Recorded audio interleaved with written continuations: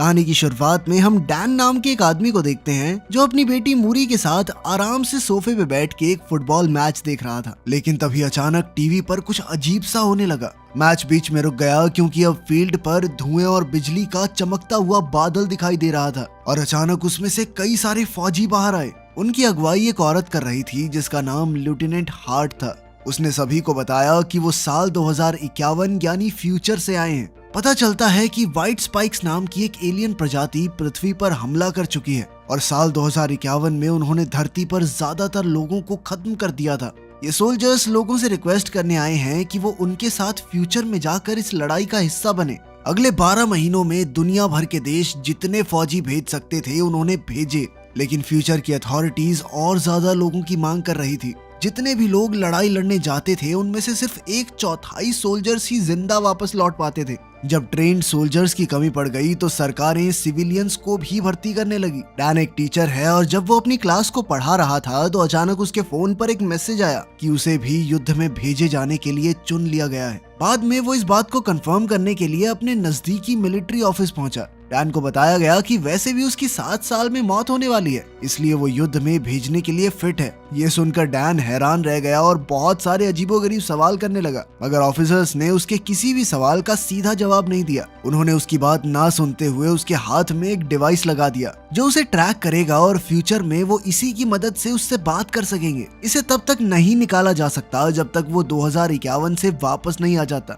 उस शाम डैन ने अपनी पत्नी एमी से मिलकर उसे सब कुछ बताया, जो परेशान होकर कहने लगी कि उन्हें गवर्नमेंट से दूर भाग जाना चाहिए। पर डैन ने बताया कि उसके हाथ में ऑलरेडी ट्रैकर लगा दिया गया है। अब चाहे वो जहां मर्जी भाग जाएं, अथॉरिटीज उन्हें कहीं भी ढूंढ लेंगी। वो समय में आगे पीछे जा सकते हैं डार्लिंग, हमें तो ढूंढ ही लेंगे। जब कोई और रास्ता नहीं बचा तो एमी ने सुझाव दिया कि डैन को अपने पिता जेम्स से बात करनी चाहिए। हो सकता है वो इस ट्रैकर को निकाल पाए। वो आदमी एक जबरदस्त इंजीनियर है और सरकार पर बिल्कुल भरोसा नहीं करता, इसलिए पुलिस को खबर तो पक्का नहीं करेगा। पता चलता है कि डैन के पिता वियतनाम युद्ध से लौटने के बाद अपने परिवार को छोड़कर चले गए थे, क्योंकि लड़ाई में अपने कई करीब साथियों को खोकर वो अंदर से टूट चुके थे। लेकिन डैन के मन में अपने पिता के लिए बहुत नफरत थी। घर जाकर उसने देखा कि उसकी बेटी गार्डन में खेल रही थी। उसने झूठ बोलने की कोशिश की कि वो एक ट्रिप पर जा रहा है, और मूरी तुरंत ही समझ गई कि उसके पिता को युद्ध में जाने के लिए चुन लिया गया है। डैन ने उससे वादा किया कि वो जिंदा वापस आएगा और फिर प्यार से उसे गले लगा लिया।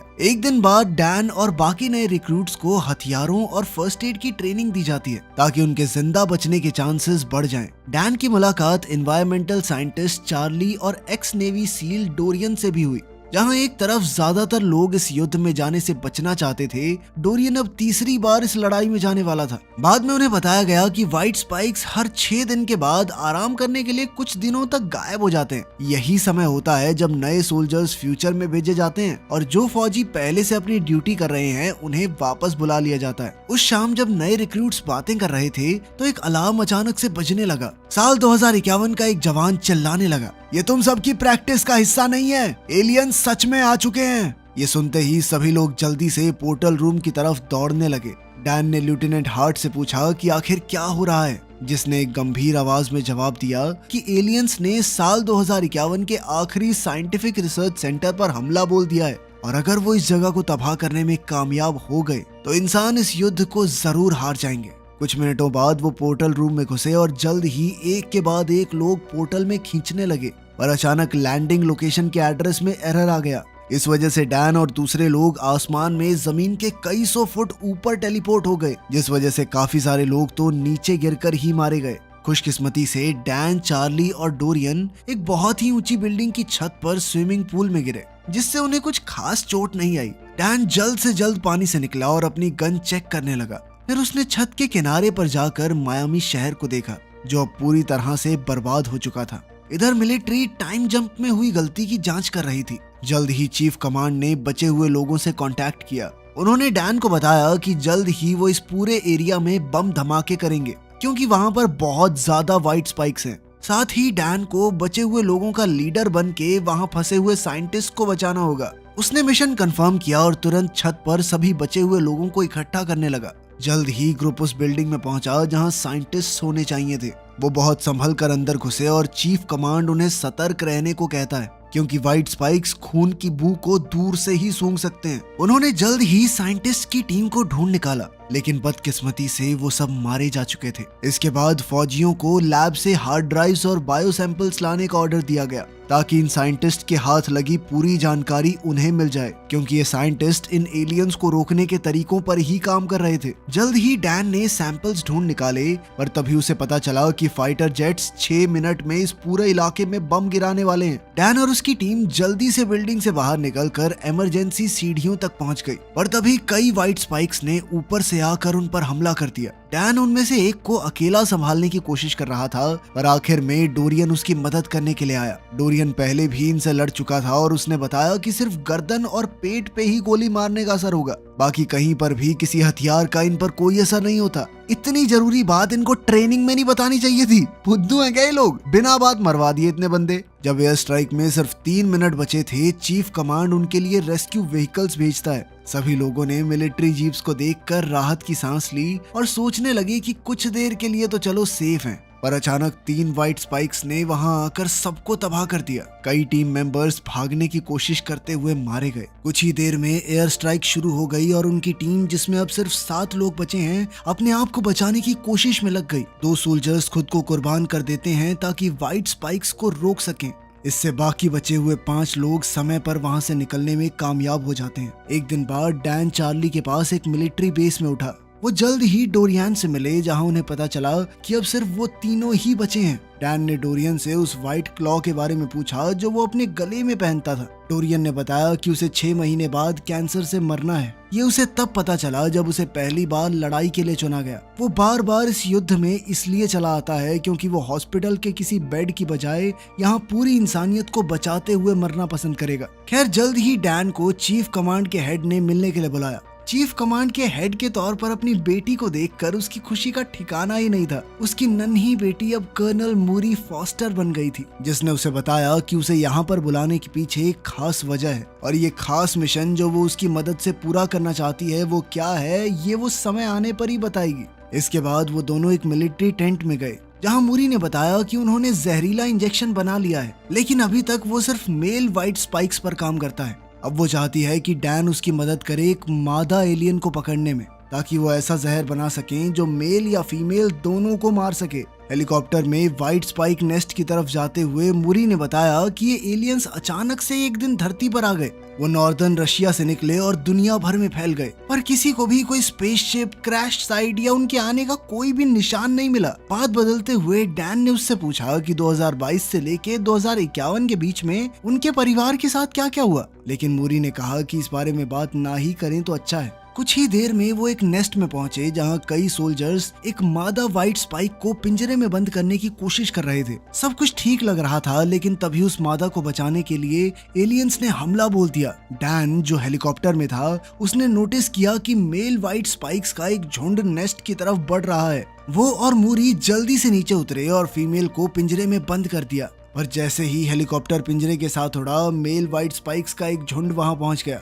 इससे पिता और बेटी को एक मिलिट्री जीप में भागना पड़ा और गाड़ी में लगी मशीन गन से वो अपना रास्ता बनाते रहे। कुछ देर बाद वो एक बीच पर पहुंचे। मूरी काफी नाराज थी क्योंकि डैन ने अपनी जान की बिल्कुल परवाह नहीं की थी इस लड़ाई में। उसने बताया कि वो कुछ भी करके डैन को जिंदा रखना चाहती है। गुस्से में उसने बताना शुरू कर दिया कि इतने सालों में उनके परिवार के साथ क्या क्या हुआ, जिसके बाद उसने डैन को बताया कि असल में युद्ध से लौटने के बाद वो जिंदगी से काफी उदास हो गया था। वो अपनी पत्नी एमी से तलाक लेकर अकेला रहने लग गया और फिर कुछ समय बाद मूरी के 16वें बर्थडे पर उसे एक कॉल आया, जिसने उसकी जिंदगी पूरी तरह से बदल कर रख दी। असल में डैन एक एक्सीडेंट का शिकार हो गया था, जिसमें उसकी मौत हो गई थी। ये बात सुनकर डैन को बहुत तगड़ा झटका लगा। उसे विश्वास नहीं हो रहा था कि वो बिल्कुल अपने बाप की तरह निकला। आखिर में उसने भी तो अपने परिवार को छोड़ ही दिया। इसके बाद वो दोनों वापस मिलिट्री बेस पहुंचे, जहां मूरी तुरंत ही इन एलियंस को मारने की दवा बनाने में लग गई। इसके लिए उसे हजारों कॉम्बिनेशन टेस्ट करने थे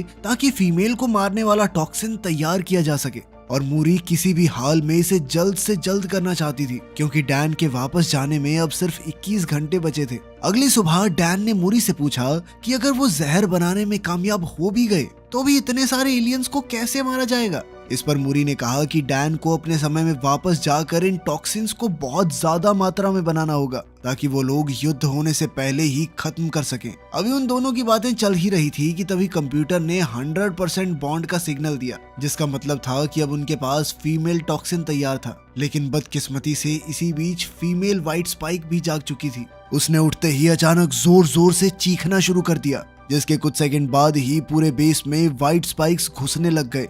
वहीं दूसरी ओर डैन और मूरी अपनी बंदूक लेकर पूरी रफ्तार से हेलीपैड की तरफ भागने लग गए और रास्ते में उन दोनों के सामने कई राक्षस मौजूद थे। इसी बीच उन्हें एक स्पीकर से आवाज आई कि टाइम जंपर्स के पास सिर्फ 3 मिनट का समय बचा है। ये सुनते ही मूरी ने डैन को वो जहर अपने हाथ में लेकर भागने को कहा, पर तभी उसके सामने एक और राक्षस आ गया। पर उसके हमला करने से पहले ही उनके नीचे की जमीन ज्यादा वजन होने की वजह से टूट गई। जैसे ही वो एलियन और मूरी नीचे गिरने लगे तो डैन भी अपनी बेटी को बचाने के लिए कूद गया, लेकिन वो तो बीच में ही वापस टेलीपोर्ट हो गया। जब उसे होश आया तो वो 2022 में था और उसने अभी भी अपने हाथ में जहर की वो बोतल पकड़ी हुई थी। उसने लेफ्टिनेंट हार्ट को समझाया कि उन्हें जल्द से जल्द इस जहर को ज्यादा से ज्यादा बनाकर फ्यूचर में पहुंचाना होगा, जिस पर लेफ्टिनेंट ने उसे बताया कि टाइम पोर्टल दूसरी तरफ से पूरी तरह तबाह हो चुका है और अब कोई भी फ्यूचर में ट्रैवल नहीं कर सकता।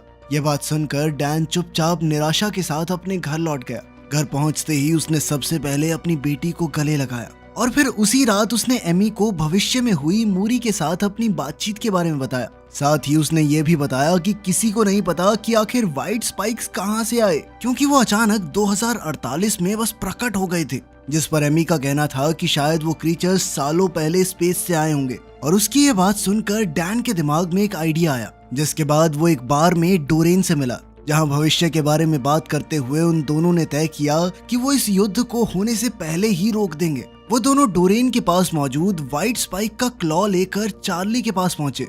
असल में चार्ली इन्वायरमेंटल साइंस का एक्सपर्ट था और उसने क्लॉ को एनालाइज करके बताया कि उसके ऊपर चाइना का वोल्केनिक ऐश लगा हुआ था। और उसकी इस बात ने उन दोनों को ही हैरान कर दिया, क्योंकि व्हाइट स्पाइक्स पहली बार नॉर्दर्न रशिया में देखे गए थे, जो कि चाइना से ठीक ठाक दूर था। ये सब सुनकर डैन को अपनी क्लास के लड़के मार्टिन की याद आई, जो ज्वालामुखियों में बहुत ज्यादा ही इंटरेस्ट रखता था। खैर, मार्टिन ने उन्हें बताया कि 1000 साल पहले एक बहुत बड़ा ज्वालामुखी फटा था और ये घटना इतनी बड़ी थी कि इसके अवशेष नॉर्दर्न रशिया के ग्लेशियर्स में भी मिल सकते हैं। उसकी ये बात सुनकर वो लोग समझ गए कि व्हाइट स्पाइक्स जरूर हजारों साल पहले आए थे और रशिया की ठंडी बर्फ की चादर के नीचे वो सो रहे हैं। थोड़ा दिमाग लगाने पर वो समझ गए कि ग्लोबल वार्मिंग की वजह से वो बर्फ साल 2048 तक पिघल जाएगी।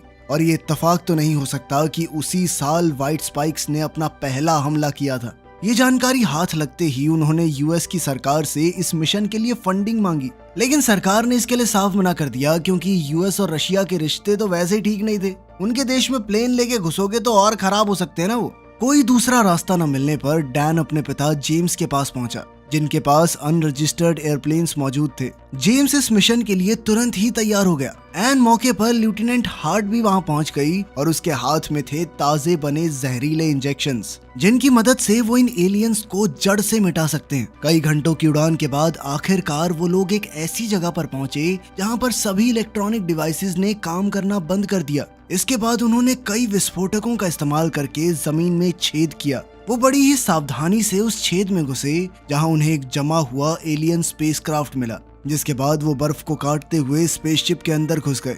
उधर चार्ली और जेम्स बाहर ही रुके थे ताकि अगर कोई भागने की कोशिश करे तो वो उसे रोक सके। थोड़ी देर छानबीन करने के बाद वो कॉकपिट में पहुंच ही गए, जिसे देखते ही वो समझ गए कि ये उड़न तश्तरी यहाँ क्रैश हुई थी। उन्होंने हिसाब लगाया कि एलियंस का इरादा पृथ्वी पर आने का नहीं था। खैर, इसके बाद वो एक और कमरे में पहुंचे जहां असल व्हाइट स्पाइक्स बायोपॉड्स में बंद थे। ये देखकर वो सब समझ गए थे कि व्हाइट स्पाइक्स को किसी इंटेलिजेंट एलियन रेस ने बायो इंजीनियर किया है, यानी कि अपनी मर्जी से बनाया है। जैसे हम कुत्तों के जीन्स से छेड़छाड़ करके नई तरह का कुत्ता नहीं बना देते, लगभग वैसे ही। शायद वो इनका इस्तेमाल दूसरे ग्रहों पर कब्जा करने के लिए करते होंगे। इसके बाद उन्होंने जल्दी से पॉड्स में वो जहरीला इंजेक्शन लगाना शुरू कर दिया, जिसके इंजेक्ट होते ही व्हाइट स्पाइक्स दर्द से तड़प रहे थे। इसका सीधा मतलब ये था कि उनका जहर पूरी तरह असरदार है, लेकिन उनकी चीखों की वजह से कुछ दूसरे एलियन पहले ही जाग गए जिन्हें अभी इंजेक्ट नहीं किया गया था। उन सब ने पॉड्स तोड़कर टीम पर हमला कर दिया। डैन और उसके साथियों ने तुरंत ही एलियंस को मारना शुरू कर दिया, पर फिर भी उनमें से कुछ भागने में कामयाब हो गए थे। और अब इस मौके पर डोरियन का कहना था कि उनके पास पूरी स्पेसशिप उड़ा देने के सिवा कोई चारा नहीं बचा था। ये अच्छे आइडिया इनको पहले क्यों नहीं आते, पहले ही उड़ा देते पूरी स्पेसशिप, बात ही खत्म थी। लेकिन बदकिस्मती से जहाज से बाहर निकलने से पहले ही उनके ऊपर हमला हो गया और सिर्फ डैन, चार्ली और जेम्स ही बॉम्ब एक्टिवेट होने से पहले बचकर निकल पाए। उधर जहाज के ऊपर मौजूद सारे एलियंस तो मर चुके थे, लेकिन एक लाल पेट वाली फीमेल अभी तक जिंदा थी। इस फीमेल को खत्म करना बहुत जरूरी था क्योंकि वो और बच्चों को जन्म दे सकती थी। उसे पकड़ने के लिए डैन ने एक स्नोमैन बनाकर उसे जैकेट पहना दी ताकि वो इंसान जैसा लगे, और ठीक उसके प्लान के मुताबिक वो क्वीन व्हाइट स्पाइक इस जाल में फंस गई। जैसे ही वो स्नोमैन के करीब आई तो डैन और जेम्स उस पर गोलियां चलाते हुए उसे पहाड़ के एक छोर पर ले आए। वो उसे खाई में धकेलना चाहते थे, लेकिन वो इतनी कमजोर नहीं थी। उसने उन पर तुरंत पलटवार शुरू कर दिया, जिससे वो दोनों अलग अलग हो गए। इसके बाद उस एलियन ने डैन के ऊपर एक स्पाइक फेंक कर हमला किया, लेकिन डैन ने उसी स्पाइक का इस्तेमाल करते हुए उस एलियन पर हमला बोल दिया, और ठीक उसी समय जेम्स ने भी उसकी आंख में कुल्हाड़ी मार दी। अब वो एलियंस की रानी अंधी हो चुकी थी और गुस्से में इधर उधर हाथ पैर मार रही थी। और इस बार डैन ने मौके का फायदा उठाते हुए उसके पैर में वो जहरीला इंजेक्शन लगा दिया, लेकिन वो एलियन इतनी बेवकूफ नहीं थी। उसने खुद ही अपना पैर हटा दिया, जैसे छिपकली पूंछ छोड़ देती है ताकि जहर उसके शरीर में ना फैल सके। उसी वक्त जेम्स ने अपने घायल हाथ को उठाकर एलियन को अपने खून की बू सुंघाई ताकि वो उसका पीछा करे। पर डैन अपने पिता को यूं ही मरते हुए नहीं देखना चाहता था और इसीलिए वो उस एलियन पर कूद गया, जिसके बाद उसने डोरियन की क्लॉ से उसकी गर्दन काट डाली। फिर उसने जहरीला इंजेक्शन उसके मुंह में डालकर पहाड़ से नीचे धक्का दे दिया। इतनी ऊपर से नीचे गिरने पर व्हाइट स्पाइक का कचुम्बर बन गया। अगले दिन पूरी दुनिया में रशिया में हुए धमाकों की खबरें चल रही थी, जिसमें कई सारे एलियंस मारे गए थे, और अब सरकार पूरे मिशन का क्रेडिट लेने को तैयार बैठी थी। इसी बीच डैन वापस अपने घर लौटकर अपने परिवार से मिला और सारी कड़वाहट को भूलकर अपने पिता के साथ खुशी खुशी रहने लगा। वीडियो पसंद आई तो लाइक कर देना, चैनल को सब्सक्राइब कर लेना। मिलते हैं अगली वीडियो में।